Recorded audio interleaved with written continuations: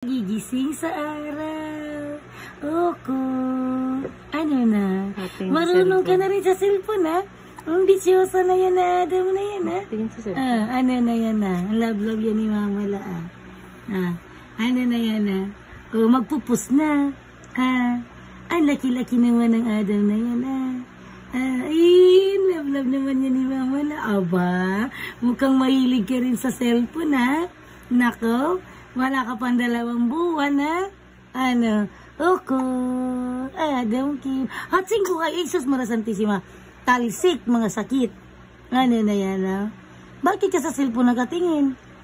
Anong mayroon dyan, ha? Kulay itim kasi. Ano na yan, ha? Uy, tawa-tawa naman ang Adam na yan. At tatawa na yan, ha? Ang love yan ni Mama La. Ano na yan, ha? Ano? Ang love ka ni Mama La. Ang mahal-mahal namin yan, ang pugi-pugi. Yan na lang. Ang pugi pati. Bakit ka pugi?